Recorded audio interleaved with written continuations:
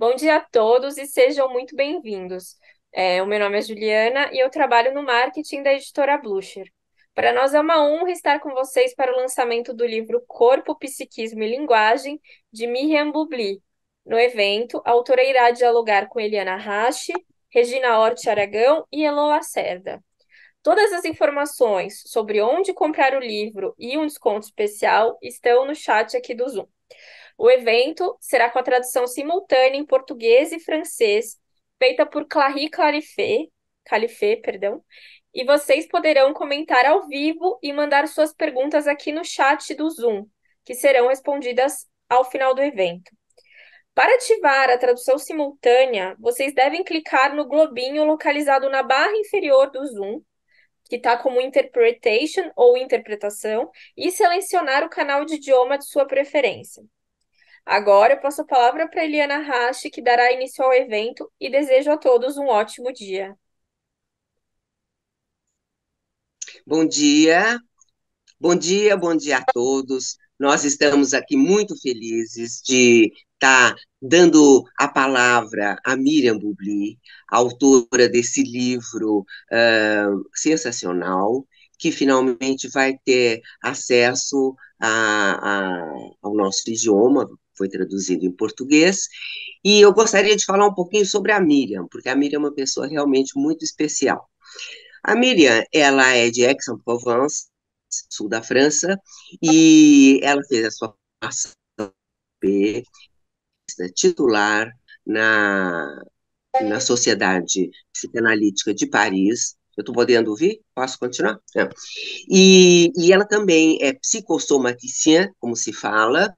Ela fez toda a formação dela em psicossomatista no IPSO de Paris.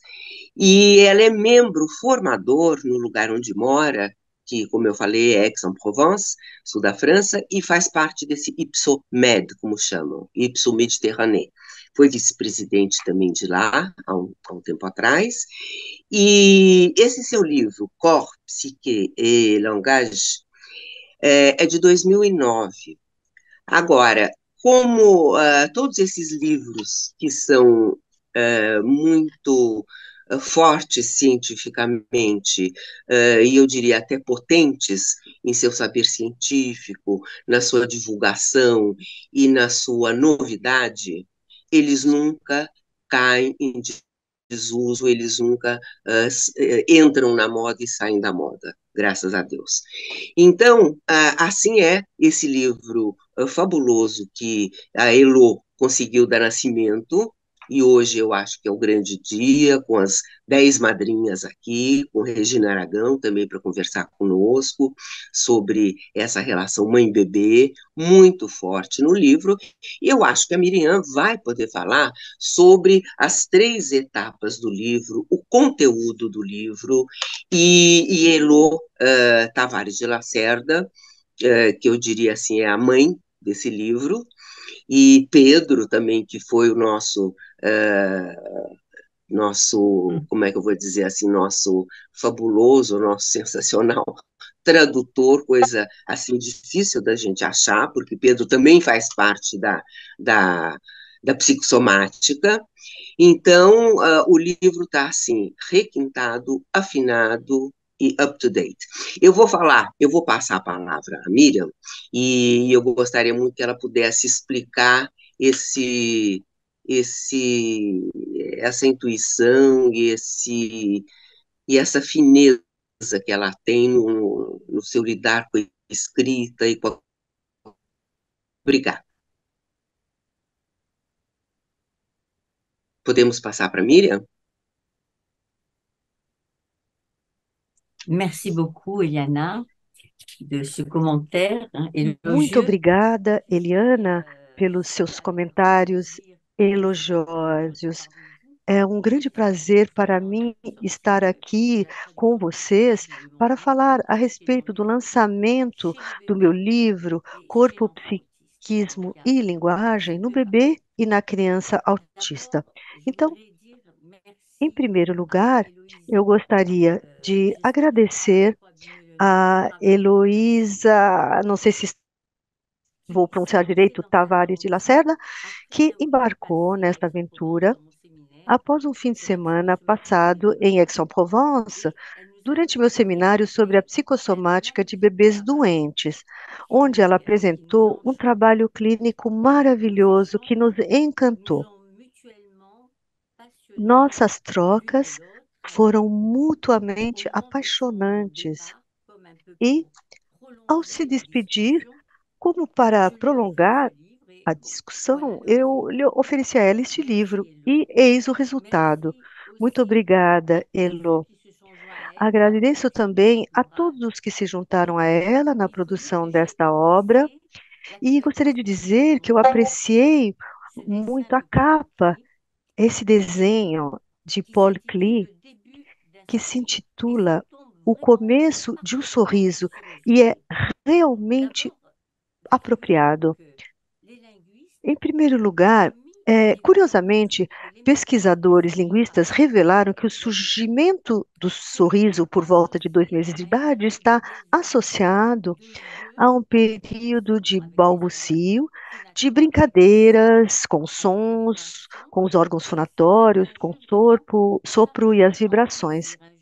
E trata-se de um jogo carregado de prazer, libidinalizado, autoerótico, sem que haja necessariamente uma busca de comunicação. Nesta dinâmica exploratória, combinam-se tanto a pulsão epistemofílica, com o desejo de saber, quanto o prazer do autoerotismo, incluindo toda a sensório-motricidade. Um outro ponto que esse desenho de Paul Klee sugere é o papel importante do soma, do somático, sugerido no desenho por essa espécie de organização mecânica, entre aspas, que é indispensável para a produção linguageira. Este soma só permite a produção da linguagem se for modificado pelo autoerotismo do bebê. E foi isso que essa pesquisa me ensinou. A mecânica do soma deve ser esquecida para dar lugar ao corpo libidinalizado. Obviamente, quando digo isso, estou me referindo apenas a crianças cujas dificuldades não são de ordem fonética. Alguns trabalhos indicam que as vocalizações da criança evocam na mãe a função desejada. Neste contexto, os gritos do bebê são recebidos, são descontaminados pela mãe, que responde ao bebê. As produções emitidas em situação de desconforto ou situação desagradável não ficam fixadas a esse contexto de desconforto e podem ser utilizadas em situações de prazer. A resposta da mãe não deixou a criança se desorganizar, mas mostrou que uma situação difícil pode se transformar em uma situação nova, às vezes gratificante e lúdica. Portanto, nesta dinâmica de encontro com o objeto, os bebês com relação à mãe aqui, poderíamos dizer que os gritos são pulsionalizados no vínculo com a mãe, o objeto. Esses gritos são carregados de mensagens e se revelam à criança através de um processo de reflexividade. Portanto, o espelho materno permite que o bebê construa o seu próprio espelho interno. Este trabalho psíquico de transformação é visível quando observamos que um bebê pode utilizar, num contexto diferente daquele em que foi descoberto, um novo som. Estas novidades vocais são então acrescentadas ao repertório do bebê.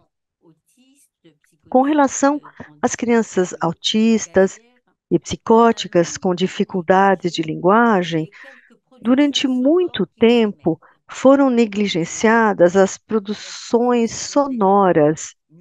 São crianças, às vezes trata-se de sons mudos, podem ser ecolálicos, esses poucos sons, então não é possível ouvi-los, porque essas produções são emitidas fora do código, e temos a impressão que não tem uma direção, não são dirigidas e que são difíceis de serem acolhidas. De fato, se os gritos dos bebês são imediatamente portadores de mensagens infraverbais, de indícios que permitem aos adultos ouvintes inferir o estado interno de bebês, mesmo desconhecidos, por outro lado, o mesmo não acontece com a música vocal e ausência de música vocal nas crianças em grande dificuldade. No entanto, as distorções que fazem da linguagem, por si só, dizem-nos algo sobre a sua organização psíquica, seus medos e suas modalidades de defesa. E, e estudos mostram a que ponto a música linguageira é importante em toda a organização da linguagem. A marcação musical constitui as premissas de um sistema referencial semântico que viria antes da sintaxe.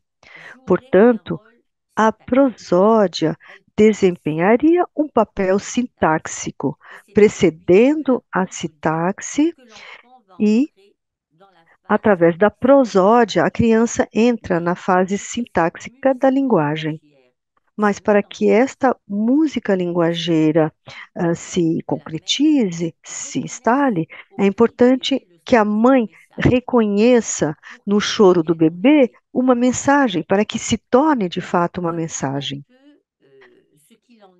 Vejamos um pouco alguns fatos sobre as duas crianças, às quais vou me referir, Eve e Carla, que eu atendi quando tinham a idade de 3 anos e meio. Aos poucos, percebi que nas duas crianças, de maneiras diferentes, o uso leve e banal da boca e dos órgãos fonatórios para a articulação da linguagem, este uso banal, comum, estava prejudicado por sua incapacidade de desmotivar, descontaminar os gestos articulatórios, o que os impedia de brincar com os sons, com os sopros, com os órgãos da boca, língua, etc. Poderíamos dizer, usando a terminologia de Ana Segal, que os órgãos da boca funcionam como equação simbólica, carregados de medos, de angústias, sofrimentos, o que torna muito difícil, se não impossível, seu uso flexível e inconsciente na produção da linguagem, pois é claro que se temos consciência dos movimentos de nossa boca, em língua, etc., somos impedidos em nossa produção linguageira. Então, tudo isso tem de se tornar inconsciente. Então, vou falar algumas palavras a respeito de Carla. Carla, comecei a atendê-lo quando ele tinha 3 anos e meio, foi um bebê mal aceito pela mãe. A mãe sofreu luto pela perda do pai, e a mãe, então, tinha muita hostilidade com relação ao bebê. E o bebê chorava na ausência da mãe e nada conseguia consolá-lo. No início da terapia, ele ficava em um mutismo total e corria o tempo todo ao redor de mim. Em seguida, isso foi substituído por momentos de imobilidade, seguidos de projeções do seu corpo no espaço, acompanhados por consoantes duras do estilo portanto, projetivas. Contratransferencialmente, eu sinto que ele está atacando, eu percebo que ele tem medo. Ele me mostra que está na defensiva, pronto para revidar.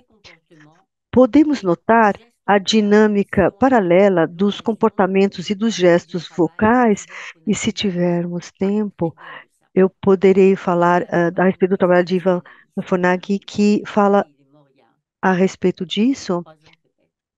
Ele faleceu há cerca de 3 anos. Ele é um linguista. Carlo, como todas as crianças com defesas paranoicas importantes, fecha a boca, assim como o ânus. A organização de sua fala segue a organização de sua analidade. Nas crianças totalmente mudas, a desmutização é muito difícil. Quando começam a emitir sons e produções sonoras com um pouco de vocalização, portanto, com um pouco de música, de prosódia, esse é um momento mutativo, que muda tudo no trabalho terapêutico. Algo mudou no vínculo e nas defesas da criança. Então, Carl privilegiava as consoantes surdas, oclusivas, e acentuava o aspecto explosivo e aspecto de ruptura dessas consoantes. As poucas palavras que escapam dele quase nunca são repetidas. É como se esses órgãos tivessem sido contaminados por experiências desastrosas, tornando seu uso penoso e até impossível.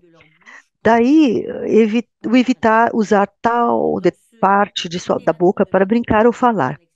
Neste teatro da boca, entre aspas, retomando a expressão de Meltzer, os órgãos, lábios, dentes, língua, suportam proto-representações rígidas, conflitos não figuráveis.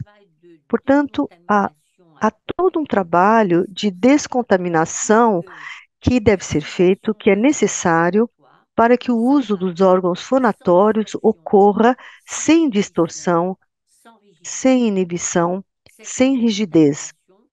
Essa descontaminação favorece a descontextualização e a falta de consciência dos movimentos realizados por esses órgãos. Quando as primeiras retomadas rítmicas aparecem, isso indica, como já disse, uma modificação importante no modo de funcionamento dessas crianças, que se torna mais lúdico e interrelacional, enquanto até então baseava-se apenas na necessidade de controle das coisas e na necessidade de se distanciar ou de distanciar o objeto, que é muito inquietante. Bom, quanto a Eve, é o inverso, ou seja, Eve o tempo todo se encontra num fluxo de sons, fluxo contínuo. Ela se alimenta dos sons, a suavidade em sua boca, e ela modula as sonoridades. Parece que ela está cantando com sons tais como modulações. E, portanto, ou mais tarde, isso no início, mais tarde foram produções ecolálicas extremamente repetitivas, que acabam mobilizando na contratransferência do terapeuta ou da terapeuta uma imensa confusão.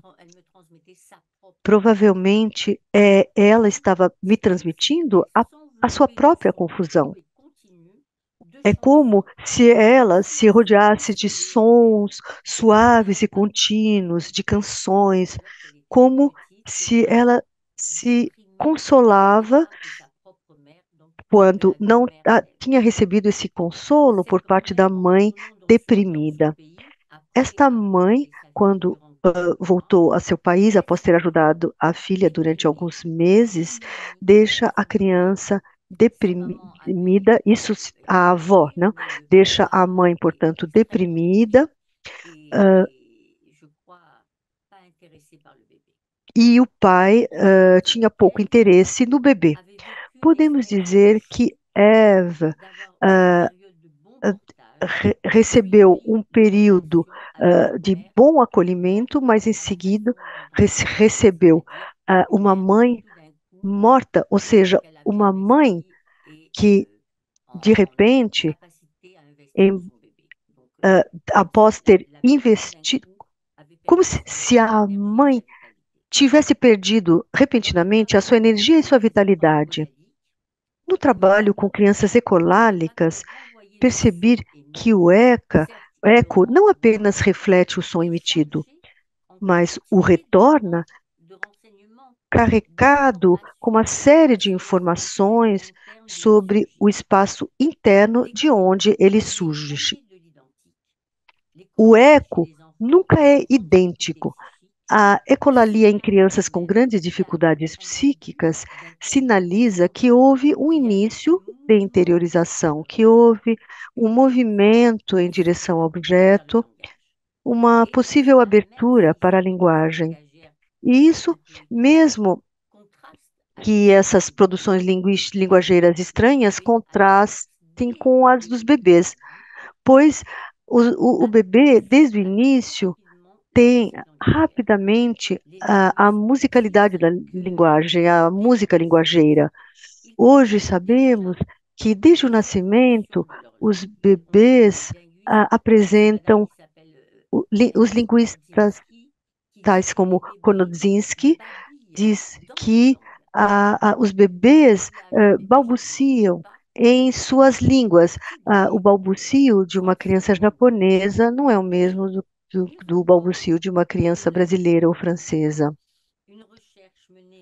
E há uma pesquisa recentemente realizada que assinala que os bebês choram em suas línguas. Já existem aí modulações desde o nascimento, ou seja, já in útero, as crianças tinham escutado e integrado essas inflexões da língua materna falada pela mãe.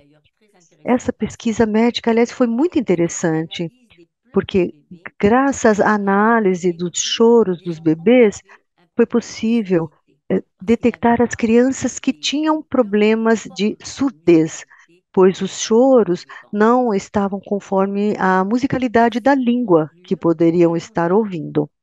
Bom, para concluir, assim, a linguagem, que está intimamente ligada às sensações corporais, se constrói simultaneamente à construção do eu e à construção do objeto, o eu, o objeto e, portanto, o pulsional.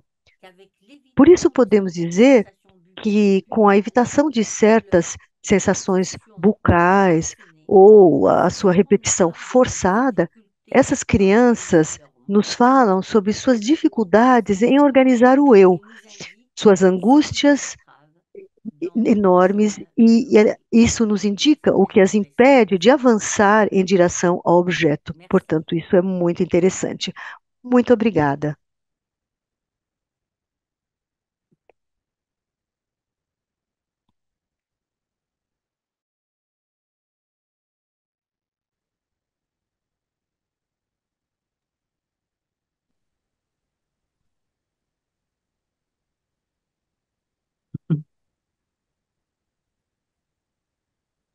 Eliana, seu microfone está Microfone. desligado, Eliana.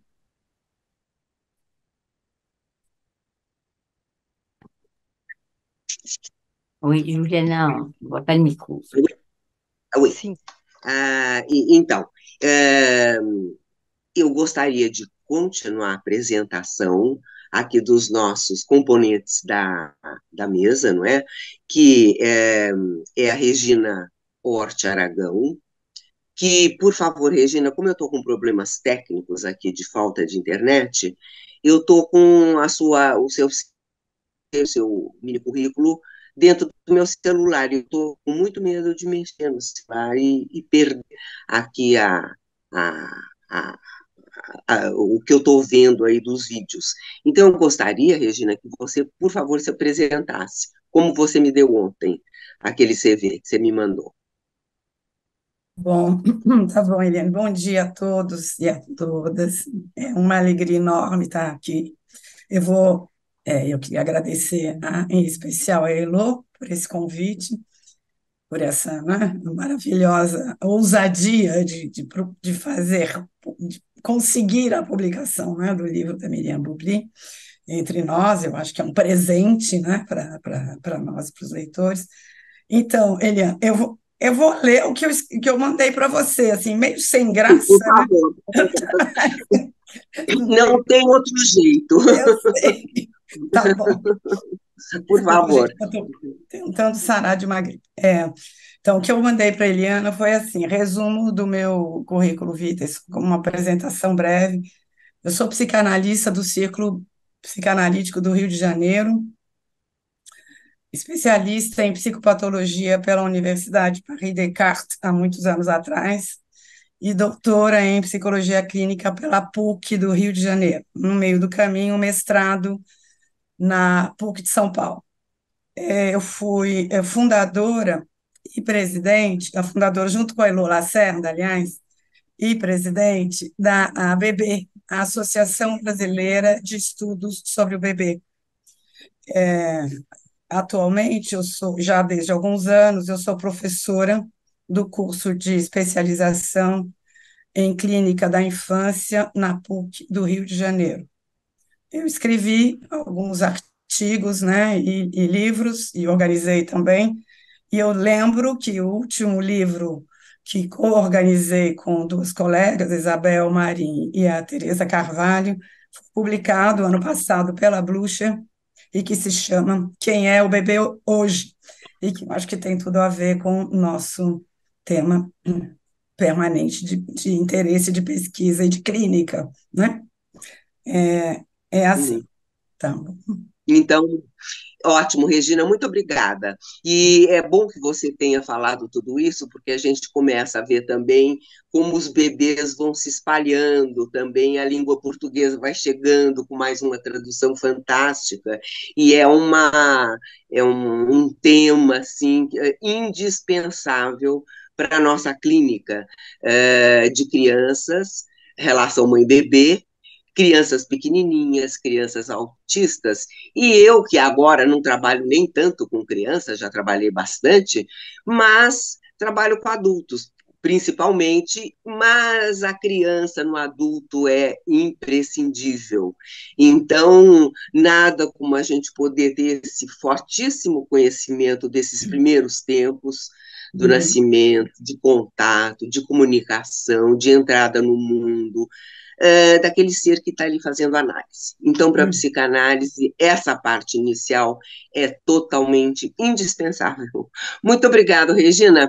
Eu vou passar agora a conversa, eu vou passar para Elô, que é a mamãe do livro, que cuidou maravilhosamente dele, durante todo o tempo ela teve todos os cuidados de dizer como é que estava o bebê, como é que estava sendo, chamou as fadas madrinhas, as 10 que participaram, que se cotizaram, as notícias eram dadas. Então, foi um bebê, esse livro, que teve uma mãe super atenta, que recebeu todos os adressamentos, o bebê se dirigindo a essa mãe e essa mãe podendo receber. Isso antes do bebê nascer. Muito mais agora, hoje, a partir do nascimento do bebê. Então, Elô, por favor, eu acho que para você hoje está sendo um dia incrível e eu gostaria que você também rapidamente se apresentasse e nos contasse a sua felicidade. Então, eu vou também ler o que eu mandei para você, né? Eu sou fonoaudióloga de primeira formação dentro da neurologia infantil, psicanalista pelo departamento de psicanálise e também membro do departamento de psicossomática do SEDES. Sou professora aposentada da PUC São Paulo. Eu criei, implantei e coordenei o curso de pós-graduação Lato Sensu, Clínica Interdisciplinar com o Bebê, dois pontos, a saúde física e psíquica na primeira infância, que foi feito na COGEAI. E depois o serviço de acolhimento, relação mãe-bebê da DERDIC, também da PUC, né?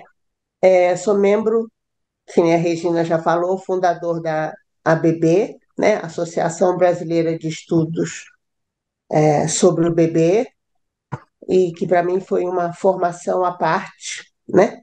E também autora de artigos e 2 livros, né? Atendo no consultório particular também, bastante, né? Bebês com seus pais, com questões assim já de poder e ser encaminhado, e um trabalho que se faz ali já vai modificando e dando possibilidade nas relações, e como a Miriam fala no livro dela, né, como é que quando a gente recebe isso e busca entender o que está acontecendo e como está sendo ou não sendo a relação ali, quando e a gente daí se debruça e deixa a mãe trazer a angústia dela, a depressão e às vezes o grau de excitação que faz o bebê se recolher, e daí a gente já percebe na sessão seguinte que o bebê que chegou com a queixa que não comia já está comendo, sem ter mexido em nada da boquinha dele, que não dormia já está dormindo e coisas assim. Então, isso que me levou para a formação em psicanálise, né? E também, refazendo aí o que a Eliana já disse, quem são, ou que traumas são esses tão precoces, né? E que precisam da escuta, né, de um psicanalista ou de um clínico que se debruça sobre, né, o bebê e essa mãe e esse pai, para que possa, com essa escuta tão assim mais aguda, né, atenta, poder perceber isso na criança pequena, esse bebê que ainda está ali fazendo ruído, no adolescente e no adulto, quando a gente vai vendo, né? Eu lembro que a primeira vez que eu perguntei para uma supervisora, uma das professoras do curso, né, de formação, que é a Lucia Fux, que eu falei para ela, nossa, e quando a gente tem o adulto deitado no divã, mas a gente sabe que quem está ali é uma criança, não adianta interpretar, botar palavras, então você vem fazendo toda aquela prosódia, né, buscando uma interação que não vem via palavra, porque ainda está muito lá atrás. Então, é isso. E agora eu queria só falar uma coisa, pontuando o que a Miriam falou sobre, né, como é que é essa fala, como é que a criança, né, fica, é, o tati-bitate, sei lá como é, está sempre relacionada, né, à língua materna, né? Então, eu queria dizer que uma vez uma criança no consultório me falou, você é maluca? Aí eu falei, como assim? Aí ela falou, você fala vocês? Porquês? Babies? Tudo você fala assim? Você é maluca? Eu falei, não, é que eu nasci em outro lugar, que era o Rio de Janeiro, e daí eu lembrei, não falei, lógico, lá porque não cabia na sessão, mas eu lembrei de uma fala do Charles Melman, que dizia, né, o sotaque é a marca no corpo da língua que nos materna. É isso, né? Então, se isso está bem sedimentado na gente, a gente mantém.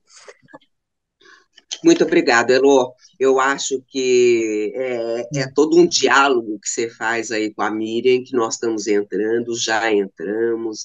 Eu acho que aí o diferencial enorme da Miriam é a sensibilidade dela, a intuição, a aproximação e a formação em psicossomatismo.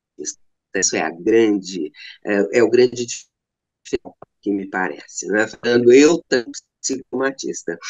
Agora, eu gostaria de chamar o Pedro, porque, em geral, eu vejo, estou em contato também, a gente tem problemas com traduções, não é? Principalmente traduções do francês para o português. E, graças a Deus, nós conseguimos um tradutor que também é psicossomatista, está dentro do grupo, e então é alguma coisa que saiu assim muito sofisticado, o livro nesse sentido, com todo o cuidado que o Pedro deu. Pedro, eu gostaria que você se apresentasse também rapidinho naquele CVzinho que você me mandou ontem.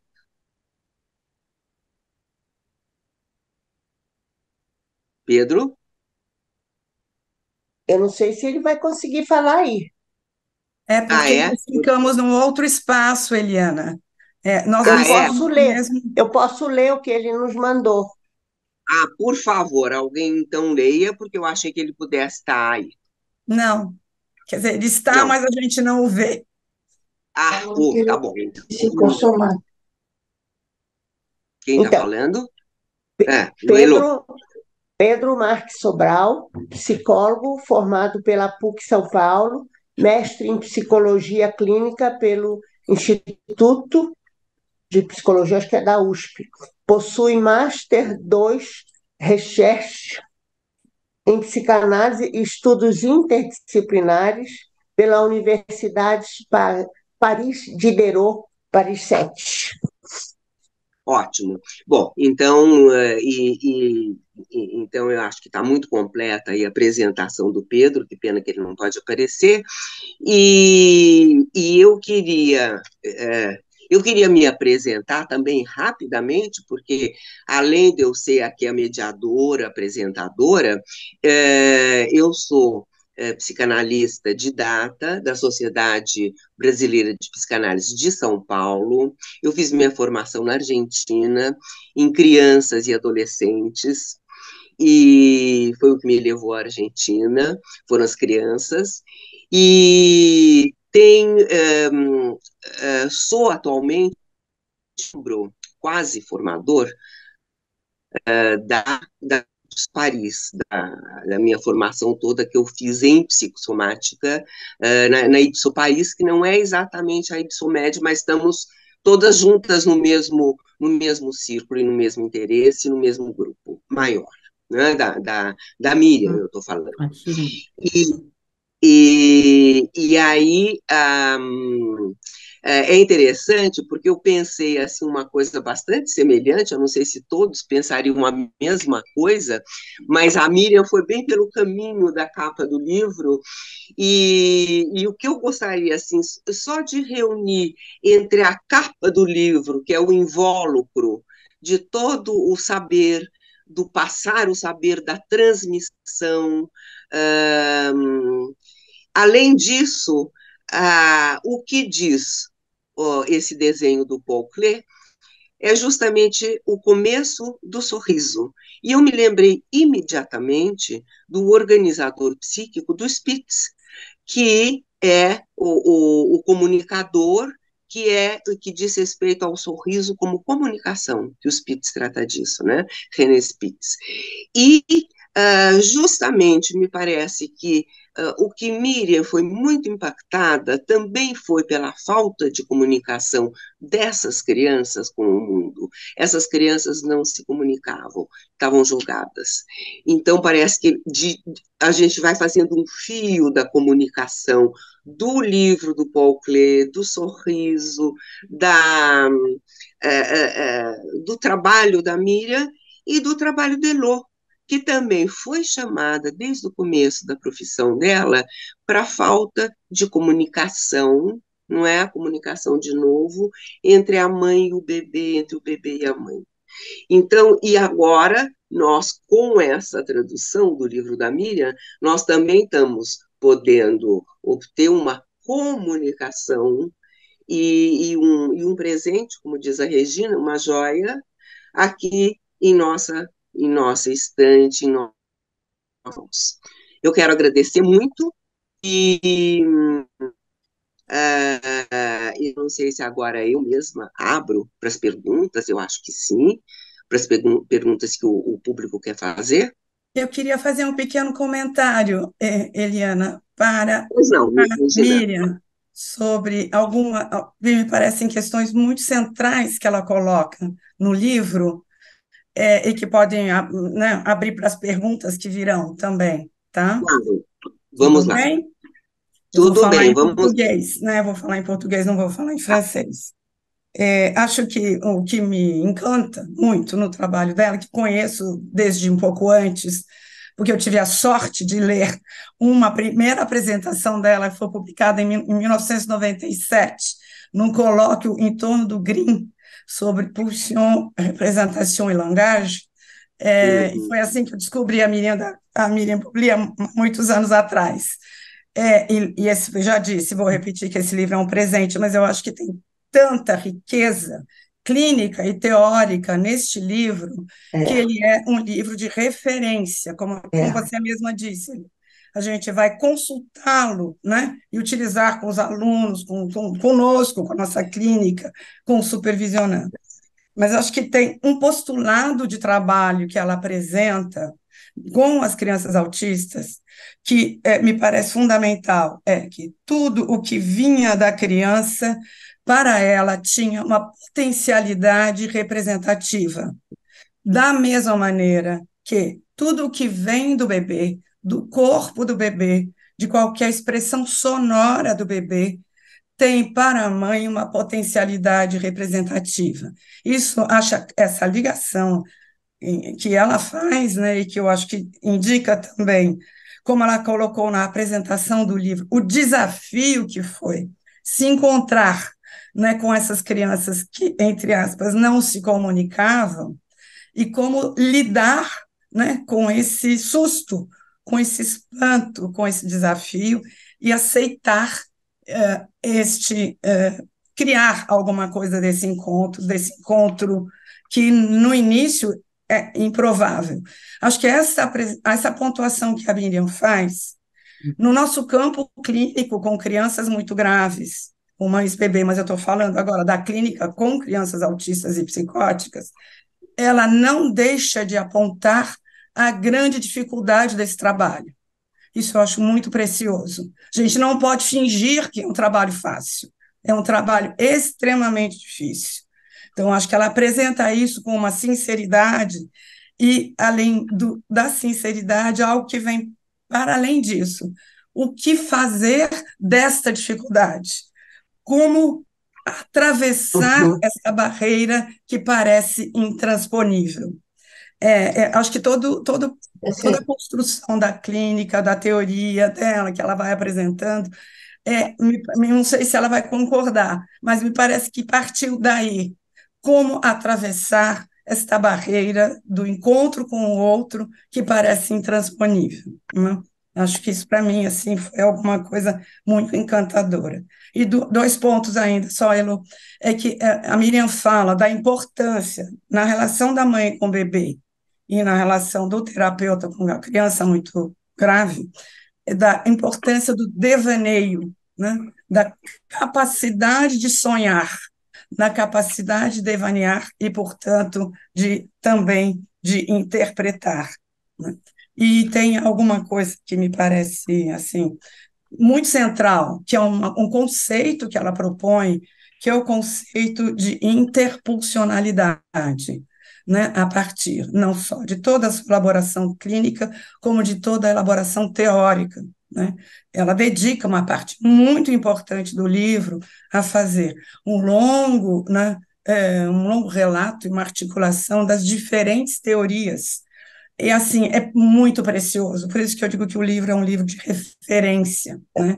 Porque tem toda uma riqueza, uma apresentação das teorias em torno dessas primeiras relações, de como elas se instauram e quando elas não se encontram dentro das possibilidades de comunicação.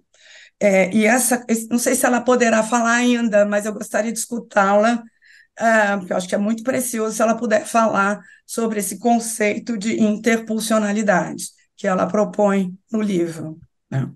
Uhum.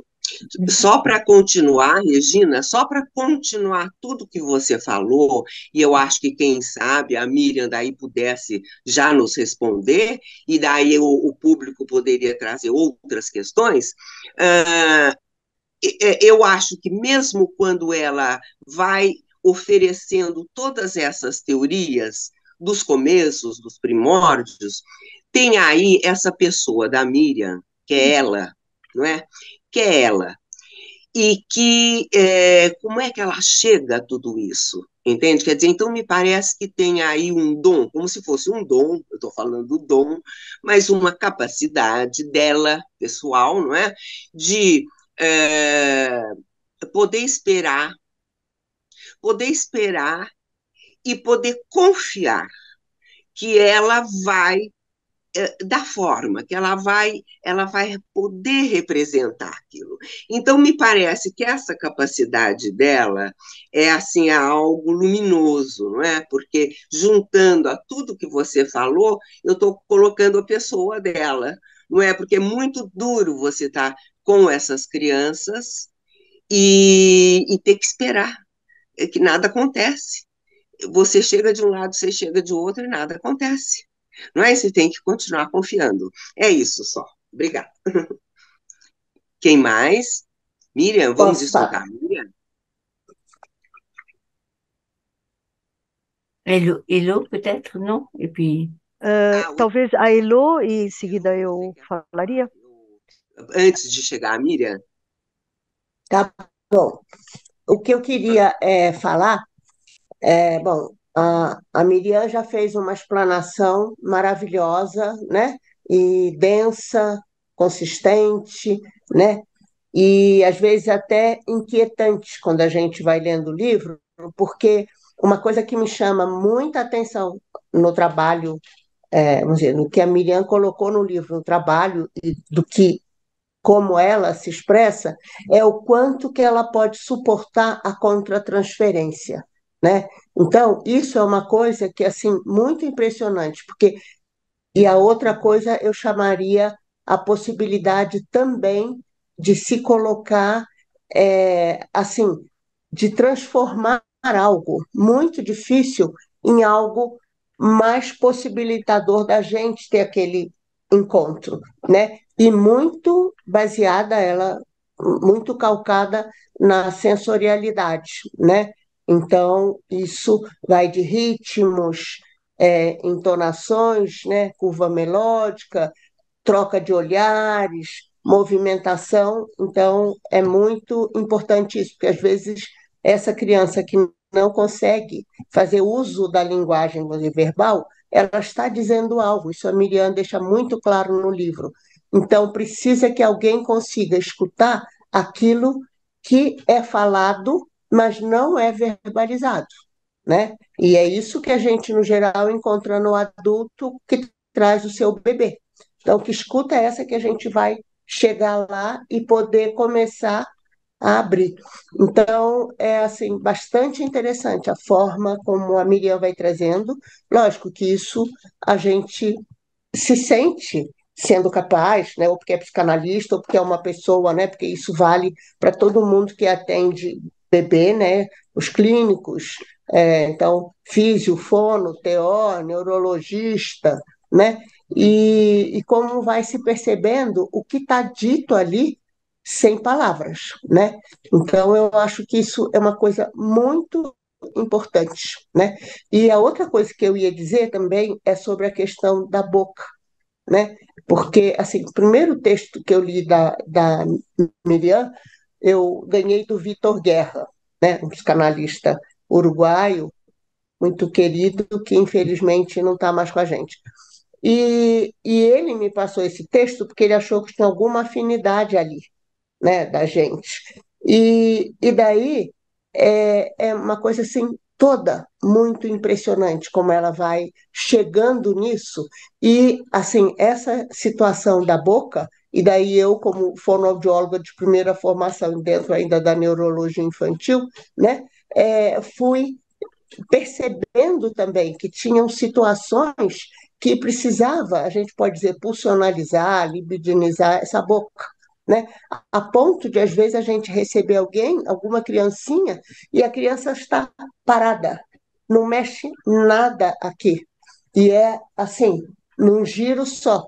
Né? É preciso que a gente consiga movimentar algo para também libidinizar aquilo ali e também reconhecer que muitas vezes isso tem a ver com a troca com mamãe, né? E daí, como dizia meu Deus, a Rosine Debré, né? Que às vezes uma mãe que perdeu um neném, né, abortou, perdeu, nasceu morto, e ela é muito assim excitante para o bebê, né? Então, às vezes, porque é como se ela quisesse dar vida àquele novo bebê que ela chamou de substituto. Ela a Rosine Debré. E daí, então, esse bebê se fecha, né? E fecha a boca, né? E não fecha a boca assim, mas tem trejeitos que marquem o que ele está querendo dizer. Se fecha, né? E fica só naquela intensidade. Então, eu acho que a Miriam movimenta isso de um jeito muito legal. Então, para mim, esse livro, todos os autores que a Miriam aborda, né, como ela faz um cruzamento até com a arte, né, que faz esse cruzamento, né, porque tudo isso são linguistas, são psicanalistas, é, de várias ciências, né, que pode ir descortinando e vendo o que está ali, né? Até isso que eu também acho muito legal quando a gente percebe uma criança que chega, a mãe põe no chão, um bebezinho, e ele está completamente sem tônus, assim, caído, né? Às vezes até desabado assim. Conforme a gente vai movimentando essa relação e mamãe vai podendo fazer algum contato com ele e ele já percebendo o nosso, o bebê se tonifica. Então, daí ele se verticaliza, né? Então, a Miriam conta isso lindamente, né? Então, como essas coisas vão acontecendo, né? Ou um bebê que quer evitar, ele se tensiona, né? Então, ele faz uma extensão que não necessariamente é uma questão neurológica. Então, eu acho muito legal tudo isso que vai se movimentando. Achei importantíssimo e até tivesse eu mais tempo, ainda ia fazer umas ligações com o que a Bubli vai mostrando no livro, né, até com a arte. Né? Quem viu todas as telas, os quadros do Basquiat, que teve um acidente quando era pequenininho, mamãe deu um atlas de anatomia humana para ele. Todas as telas dele, tudo que ele fez, aparece uma parte do corpo, uma articulação, não sei o quê. E também, agora no Rio, eu fui na exposição imersiva da Frida Kahlo, ela teve uma paralisia infantil e depois ela teve uma situação muito traumática no veículo que ela estava, não sei se era bonde ou ônibus, que ela foi na escola buscar o guarda-chuva, que ela tinha esquecido na escola. E depois teve uma coisa assim muito traumática, o que tem de tela dela, pintado com partes do corpo dela, enfeitado com florzinha, com isso e aquilo, eu acho que não tinha como alguém botar palavras nisso, nem para ela, nem para o Basquiat, para muitas outras crianças, e como eles levaram isso para a arte, e que não sei se todo mundo entende o que está ali. Então, é isso. Eu ia falar mais coisas, mas eu Uhum. acho que a Miriam já Sim, tá falou dando. bastante, senão a gente não dá tempo do Hum, pessoal falar também. uhum. Eu Ela gostaria de precisa saber. responder, né, aos comentários Movimentar? que a gente fez, Acho, né? acho sim. Acho que agora a gente volta para a Miriam e depois E abrimos ao sim, público. né, acho que é Tá bom? melhor, né? Mhm. Uhum. Oui. Alors, d'abord, je voulais vous Bem, remercier antes de mais nada, gostaria de agradecer a vocês, às três, pelos seus comentários. Isso me lembrou o que dizia a Green. Nos humanos, o que há de específico é que o aparelho psíquico, a característica do aparelho psíquico e do ser humano é de se revelar, dando-se a pensar aos outros. Então, vocês, ao mesmo tempo, me ajudaram a pensar, a refletir sobre o que vocês disseram. É muito importante tudo que foi dito aqui e agradeço muitíssimo.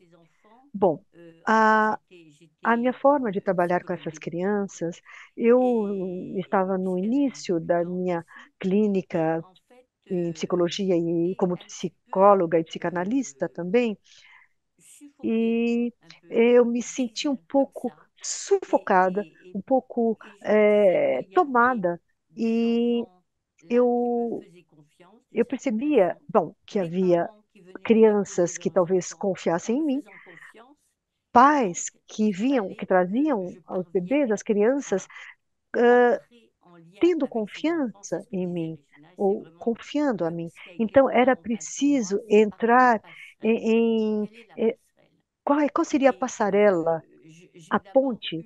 para chegar a essas crianças. Isso era o mais importante.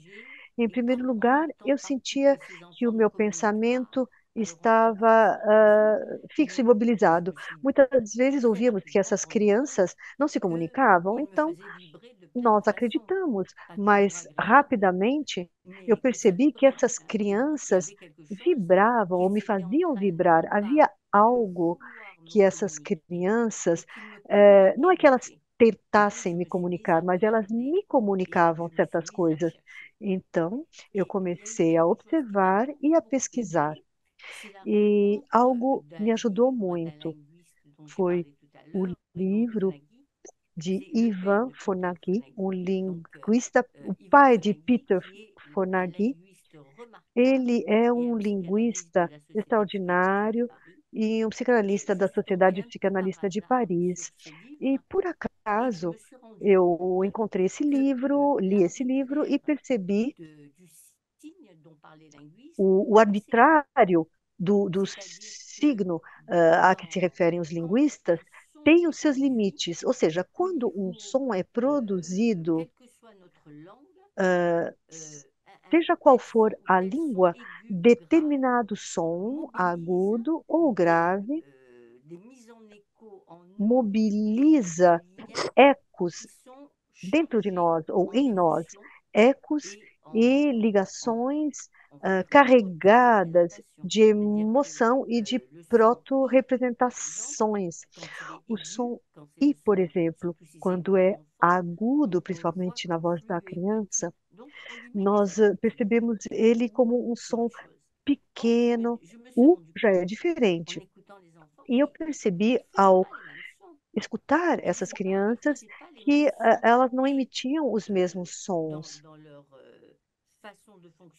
E em seus funcionamentos, seus modos de funcionamento individuais, de acordo com o que ocorria, eu comecei a escutar esses sons e eu percebi que havia ali uma mina, uma riqueza extraordinária de informações. A minha pulsão epistemofílica, então, começou a intervir, a trabalhar, e essas crianças se tornavam parceiras que me respondiam: não, você está enganada, ou você tem razão, não é por aqui, é por ali. Então, eu tateava com essas crianças, e é extraordinário perceber que quando nós prestamos atenção nas crianças, até mesmo as crianças autistas fazem atenção ou prestam atenção. E a ecolalia, quando uma criança repete e nós nos colocamos como eco, repetindo, em dado momento, até uma criança autista olha para você. Há um vai e vem. Existe algo, estou falando do vínculo, mas não é ainda um vínculo, uma ligação relacional, é algo meio furtivo. Mas, de imediato, temos a sensação de que algo da ligação entre o sujeito em construção e o objeto se instala.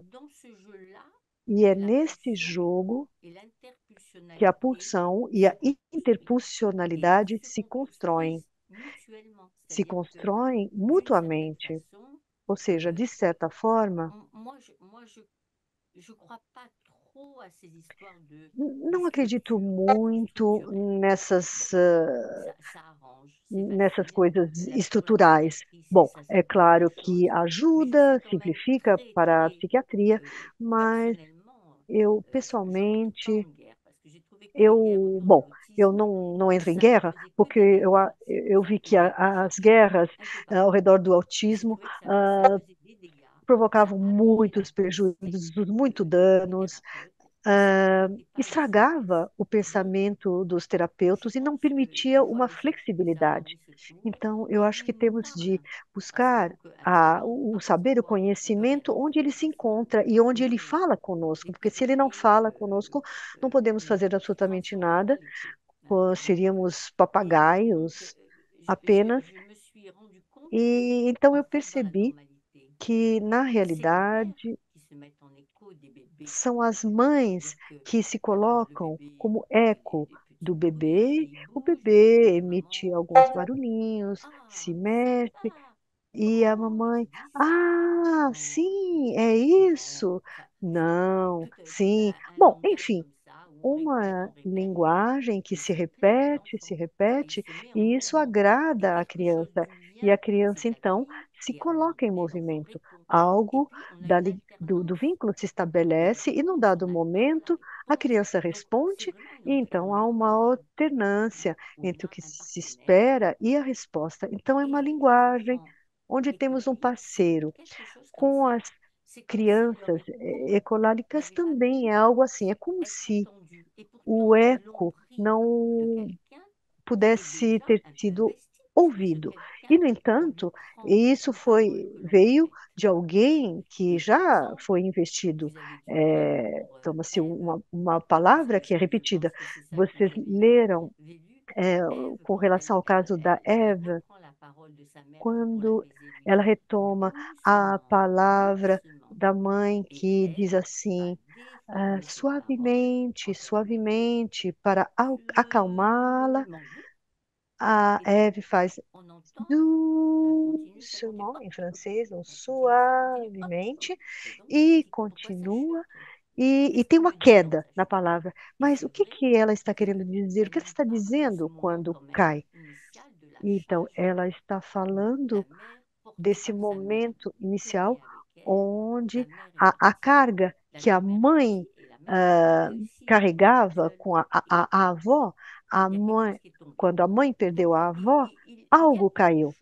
Então, quando se ouvimos as crianças, assim, que era uma magnífica terapeuta, dizia que a música da criança autista era algo superficial. Mas não, lá com isso ela se enganou. Não se trata de nada superficial. É algo do ser da criança que ela nos faz perceber, o que ela nos dá a perceber. Mesmo quando se trata de um grito. Bom, com os bebês, nós nos movimentamos, mas para as crianças, isso mobiliza defesas. É muito difícil. E para chegar a essas crianças, é preciso ultrapassar. Mas ultrapassar o quê? Para entrar no diapasão da criança. Por exemplo, para Carla,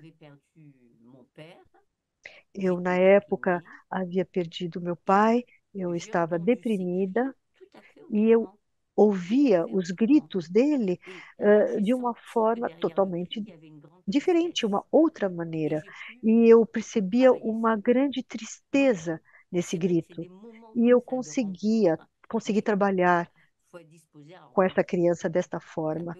E é preciso estar aberta a isso, um pouquinho como uma mãe que pode ser receptiva ou não, dependendo do que está ocorrendo com ela, receptiva ou não ao que está ocorrendo com o bebê. Bem, eu acho que eu dei uma resposta um pouco global. Foi completa e muito. E você nos deu muitos elementos para continuar pensando e nos estimulou muito, não é? E não sei, Regina, Elô, se vocês quiserem colocar algum adendo, algum gancho aí, para poder abrir para o público.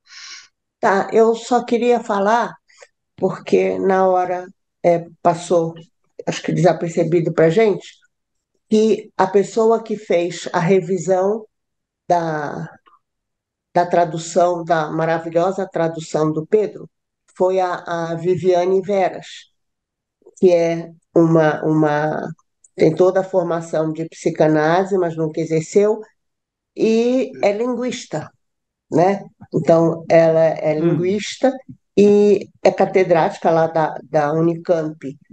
E ela tem, assim, né? Então, vamos dizer, isso tudo eu achei que tinha que escolher a dedo também, né? Vamos dizer, o diferencial do Pedro e o diferencial dela, né?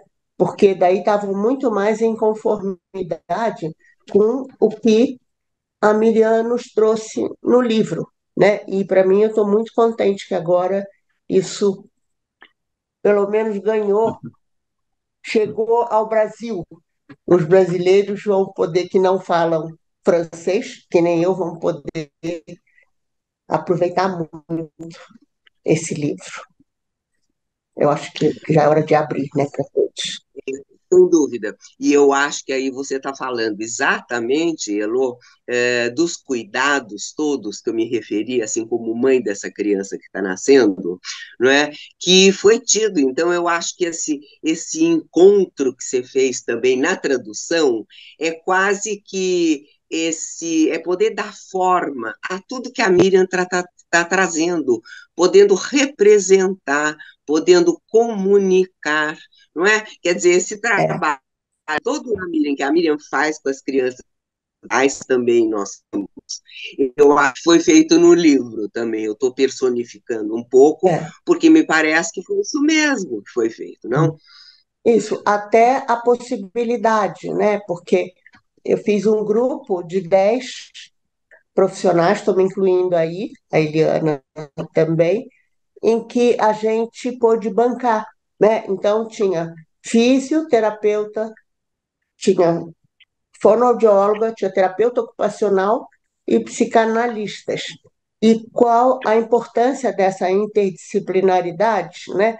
Como é importante a gente ver que cada um, dentro da sua especificidade, pode fazer a leitura do que o outro está entendendo do bebê, ou ver que, né, às vezes, um gesto do bebê para uma fisioterapeuta, vamos dizer, desavisada, pode significar uma direção ou pode significar outra, né? Então, o tônus, tudo isso, né? O fechar a boca, o abrir. Então, esse grupo bancou muita coisa junto, foi muito legal, né?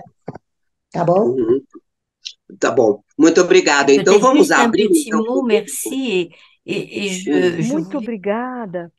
Eu gostaria de dizer até que ponto o Vitor Guerra foi realmente uma pessoa extraordinária que eu conheci com Alberto Konietzekis. Nós fomos convidados a ir a Montevidéu e foi realmente uma grande alegria ter trabalhado com ele. Obrigada, então. Acho que ela deu esse adendo ainda do Vitor Guerra, que também é muito importante e É, que infelizmente, teve pouco tempo aqui conosco, mas já era um conhecido de longo tempo, Mm. as leituras. Vamos abrir, então, a quem gostaria de fazer perguntas, a quem se propõe a poder conversar com a Miriam. Gente, eu tenho duas perguntas aqui que estão no chat, tá? E então eu vou ler as perguntas aqui, e aí eu acho que depois dessas perguntas, depois que a Miriam responder, aí a gente tem que encerrar por conta do tempo, né? Já estamos passando um pouquinho aqui do tempo. Clarice, se for mais fácil para você, no chat são as perguntas da Vera e do Wagner, tá bom? Eu vou, para você ler enquanto eu leio aqui para as pessoas, né? Às vezes é mais fácil você traduzir lendo também. Primeiro, então, a pergunta da Vera, tá? É um comentário com uma pergunta. Sua fala inicial, da qual mostra a clínica das primeiras produções sonoras, mostra com muita adequação o conceito de autoengendramento, de Pierre Aulagnier, acho que é assim que fala. Eu não havia escutado ainda um trabalho tão rico nesse sentido. Seu trabalho também enfatiza, de forma clínica e teórica, o imprescindível da interdisciplina. Gostaria de ouvi-la sobre isso, se possível. Então, essa questão da interdisciplina. E a outra pergunta, que é a do Wagner, que está um pouquinho mais abaixo, Clary, aqui é muito boa a fala inicial da Miriam e destaca a importância da massa sonora, meus informes para o trabalho com bebês e doentes, com bebês doentes, perdão. Gostaria de saber da Miriam, como diferencia o autismo da psicose infantil, tá? Por enquanto, essas são as duas perguntas. Aí, depois da resposta da Miriam, deixa eu só ver se tem alguma outra para fazer a pergunta aqui. Ah, tá. E aí, se puder responder essas perguntas, e aí em seguida as mediadoras fazerem um encerramento aqui para a gente dar encaminhamento aqui para o evento, tá certo? Obrigada. Alors, j'ai un petit peu Bem, parlé de ce dont parle Vera, de eu falei um pouquinho a respeito da interdisciplinaridade comentada pela Vera. Na época, quando eu trabalhava com crianças autistas, era o começo, bom, o começo na França, pelo menos, né? Era e o que havia eram guerras, coisas absurdas.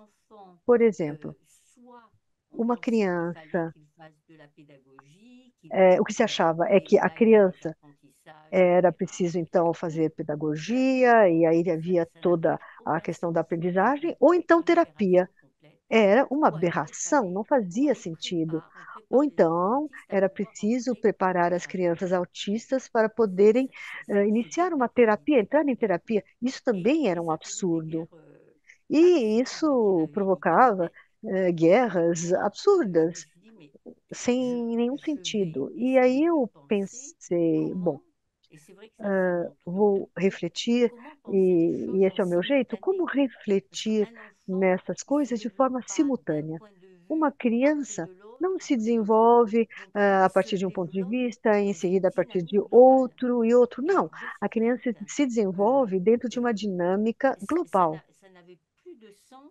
Então, não fazia sentido achar que, bom, em primeiro lugar, vamos nos ocupar da linguagem, em seguida outra coisa, etc. Então, uma criança que está em grande dificuldade psíquica precisa ser ajudada em suas aquisições.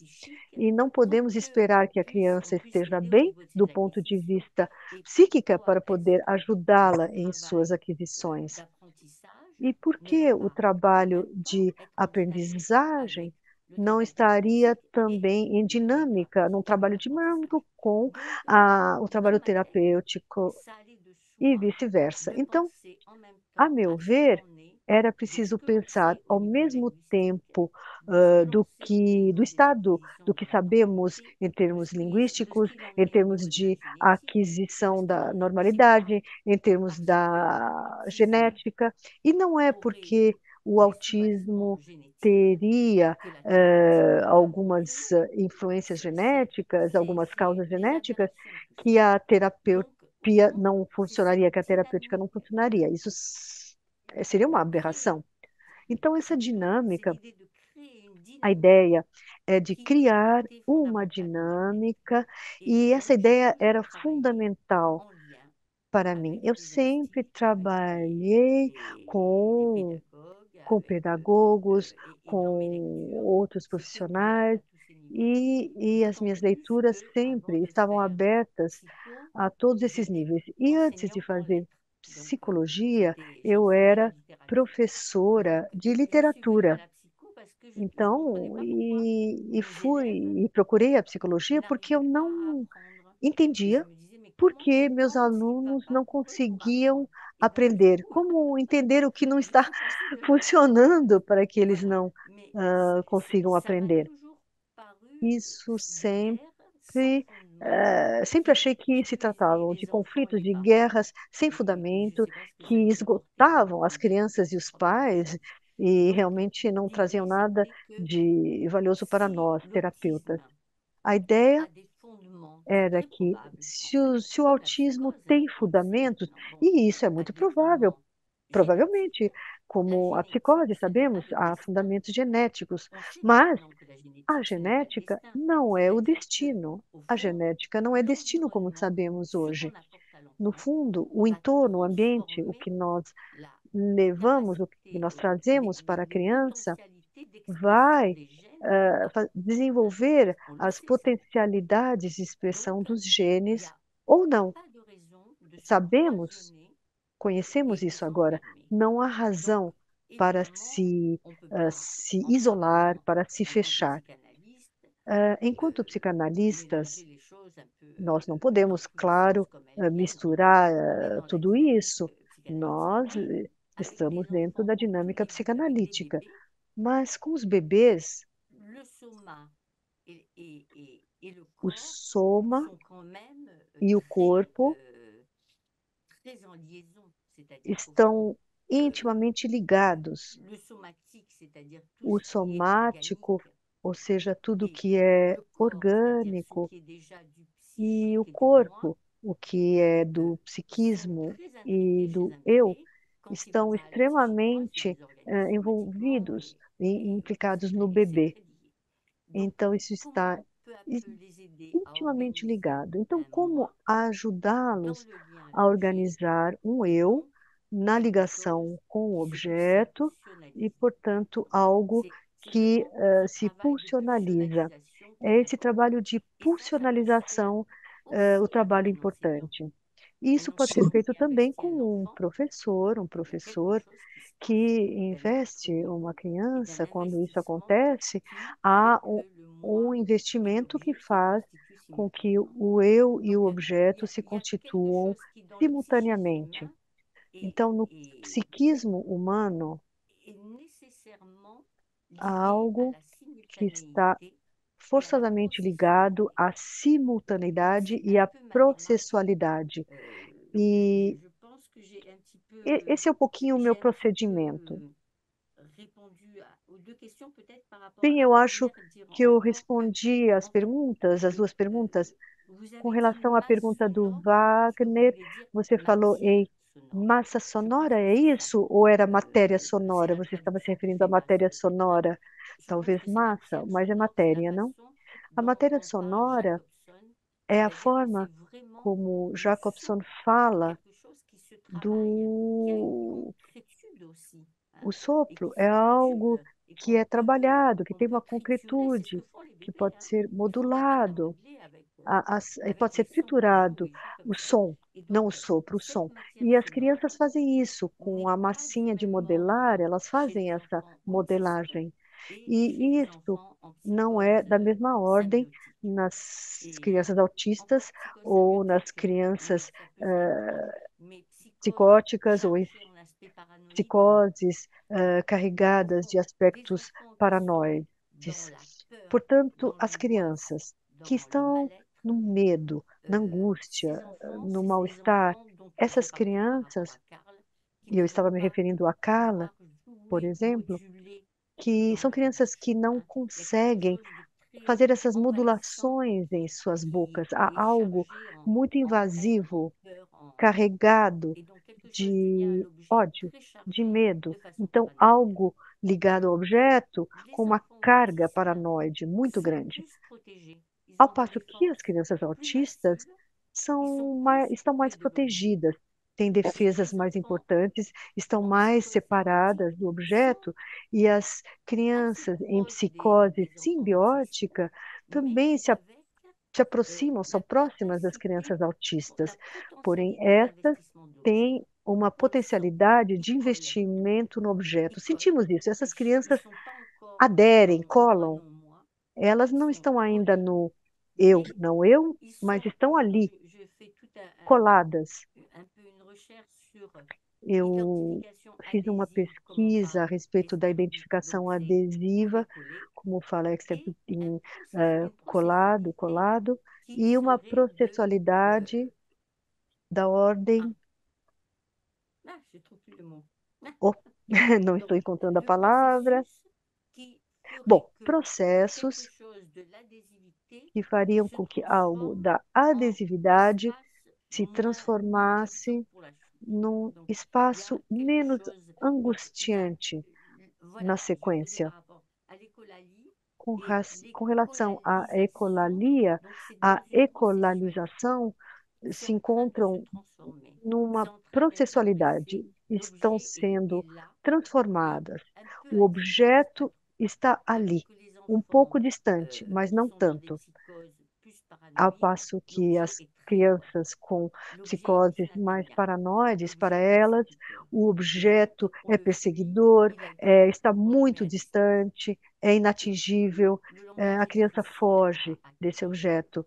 E a angústia é difícil de ser adquirida. Por exemplo, Carl, ele disse uma ou duas frases à mãe, e a mãe nem acreditava que, que ele tivesse dito. Ele, na verdade, ele tinha adquirido a compreensão e a capacidade de dizer, usar a boca para dizer, isso seria muito perigoso para ele. Ao passo que para ela, a linguagem chegou, alcançou ela. E as crianças autistas, quando saem desse fechamento, a linguagem consegue alcançá-la. Uma linguagem modulada, uma linguagem musical, com todas as nuances. E mesmo quando a linguagem não tem a música certa, então nós nos questionamos o que está acontecendo aí, por quê? No fundo, tudo o que a criança nos dá, nos mostra, nós nos perguntamos, bom, o que você está querendo dizer? Bom, vamos tentar, Obrigada, Miriam. vamos tentar. Juliana, acho que as duas questões foram respondidas. Você gostaria agora, já estamos no tempo de encerrar? Como é que você vê? Isso a gente já respondeu. Se vocês puderem, a gente já está com 1h30 quase de evento, então, se vocês puderem fazer as considerações finais, porque aí a gente já faz o encerramento aqui também. Uhum. Eu acho que até o tempo todo de 1h30 mostra perfeitamente o quanto nós ficaríamos mais 1h30, mais 1h30, e ficaríamos aqui numa equalização de horas e meias para poder conversar tudo que nós gostaríamos de conversar com a Miriam. E com a Miriam, com a Elô, com a Regina e com todo o pessoal que está participando, não é? E, e principalmente eu acho que tudo que a Miriam, com a sua generosidade, eu acho que está podendo nos legar nessa manhã e, e nos estimular muito para poder ler esse livro, fazer bom uso, tê-lo como referência e busca, e eu acho que o bom contato e essa abertura toda que está nos dando a Miriam, não? Eu agradeço muito a todos. Eu gostaria agora que a Regina e Elô pudessem se despedir, não é? Infelizmente, nós não tivemos tempo para receber mais perguntas do público, mas a forma que a Miriam responde também é uma forma, assim, muito aberta e muito completa. Então, acho que ela englobaria já muitas perguntas que estariam vindo. Não é algo pontual, ela é processual quando ela responde. Então, eu acho que isso Merci. satisfaz muito todos que estão ouvindo. Muito obrigado, Miriam. Eu agradeço mais a sua participação, muito feliz de poder reencontrá-la, não é? E que esteja mais vezes conosco, no nosso grupo de estudos de psicossomática da Sociedade de Psicanálise de São Paulo, comigo, com o Elô e com todos os outros que estão aqui presentes, junto com a Cândida também, Volontiers. e em nosso grupo. Je Eu vous me Eu despeço. queria, remercie beaucoup, beaucoup de votre invitation et Muito obrigada pelo convite. Eu realmente foi um prazer enorme para mim conhecer vocês. E Elô, eu acho que nós estamos nos conhecendo bem, não é? E foi um enorme prazer ouvir vocês três. Muito obrigada. Obrigado, Miriam. Regina, você gostaria de se despedir? E a última fala seria da Ilô. Claro, sim, eu vou me despedir com um pouquinho de pena por estar me despedindo, né? Porque, de fato, eu acho que a gente gostaria de, como você falou, Eliana, de ter mais 1h30, mais 1h30, mais umas tantas horas para continuar conversando com a Miriam, que nos trouxe com o livro e agora, né, ao conversar conosco, eu acho que assim toda a riqueza, né? E toda não só a riqueza teórica e clínica, como a maneira muito especial que ela tem, né? Eu acho, agora mesmo, quando ela falava das lutas desnecessárias, né? De como a gente pode lidar com essas enormes dificuldades no nosso campo e no nosso trabalho, contornando, né? Dando um contorno, promovendo um envelope, permitindo que as diferenças existam e até possam se comunicar. Então, eu só quero agradecer muitíssimo essa oportunidade de ter estado aqui, agradecer em especial também a Elô por esse convite, e sim, com certeza, se vocês quiserem, né, puderem, vamos pensar em outros momentos para escutar a Miriam Bubri entre nós aqui, né? Eu estou aqui no Rio, né? Mas eu acho que a internet permite que a gente se encontre mesmo em cidades diferentes, o que é uma maravilha. Muito, muito obrigada mesmo. Então, Elo e Miriam, muito obrigada. Então, eu também quero agradecer, Miriam, minha admiração de sempre, né? Muito legal, muito importante o seu trabalho. Eu achei assim de uma riqueza tal, de uma densidade, de uma profundidade que achei importante que isso chegasse aqui para mais profissionais, né? E eu ia dar uma palhinha rápida sobre a questão da interdisciplinaridade, né? Continuando aí o que a Miriam trouxe, que é assim, eu tinha um serviço na DERDIC, da PUC, né? Que era um serviço atendimento conjunto, pai, mãe e bebê, e também interdisciplinar simultaneamente, né? E uma coisa que, assim, essa equipe interdisciplinar tinha a possibilidade, lógico, inicialmente eu mediava, né, porque era coordenadora do serviço, mas de deixar o bebê pequenininho que fosse, podia ter 3 meses, era ele que ia convocar o profissional que estaria na linha de frente com ele.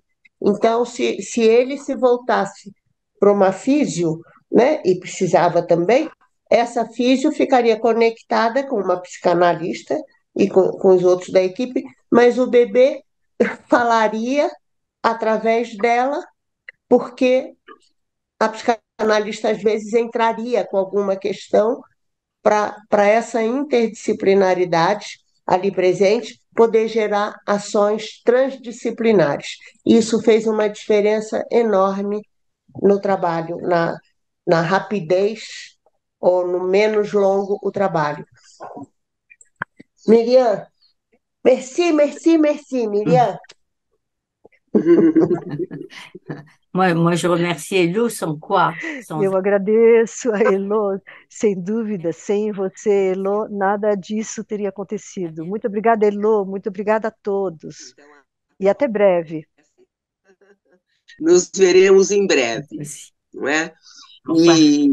Talvez com uma interconexão aí direta com o nosso grupo de estudos. Aí uma parte só mais dedicada a esses primórdios, que é um grande sonho também que eu tenho, não é? Entrar aí a psicossomática também por aí.